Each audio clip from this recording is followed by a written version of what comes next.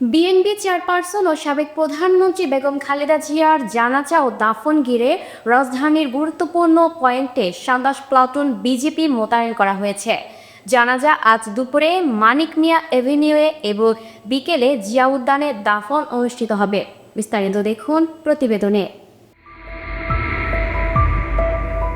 বিএনপির চেয়ারপারসন ও ৩ বারের সাবেক প্রধানমন্ত্রী বেগম খালেদা জিয়ার জানাজা ও দাফন ঘিরে রাজধানীর বিভিন্ন পয়েন্টে ২৭ প্লাটুন বিজিপি মোতায়েন করা হয়েছে। বেগম জিয়ার জানাজা রাজধানীর মানিক মিয়া এভিনিউয়ে বুধবার ৩১ ডিসেম্বর দুপুর ২টায় অনুষ্ঠিত হবে। পরে বিকেল ৩:৩০টায় স্বামী শহীদ প্রেসিডেন্ট জিয়াউর রহমানের সমাধির পাশে তাকে দাফন করা হবে। জানাজা আয়োজনে যাবতীয় প্রস্তুতি সম্পন্ন হয়েছে বলে মঙ্গলবার ৩০ ডিসেম্বর রাতে জানিয়েছে প্রধান উপদেষ্টার দফতর।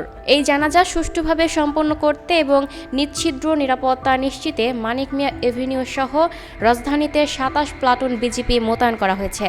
বিষয়টি নিশ্চিত করে বিজিপির জনসংযোগ কর্মকর্তা মোহাম্মদ শরীফুল ইসলাম জানান, বেগম খালেদা জিয়ার জানাজা ও দাফন কার্যক্রমকে ঘিরে সার্বিক নিরাপত্তা জোরদারে এভারকেয়ার হাসপাতাল, জাতীয় সংসদ ভবন ও জিয়া উদ্যান এলাকায় ২৭ প্লাটুন বিজিপি মোতায়েন করা হয়েছে। মঙ্গলবার ৩০ ডিসেম্বর ভোর ৬টায় রাজধানীর এভারকেয়ার হাসপাতালে বেগম খালেদা জিয়া ইন্তেকাল করেন। ইন্না লিল্লাহি ওয়া ইন্না ইলাইহি রাজিউন। মৃত্যুকালে তার বয়স হয়েছিল ৮০ বছর। Lucky Akter, up to date news, Dhaka.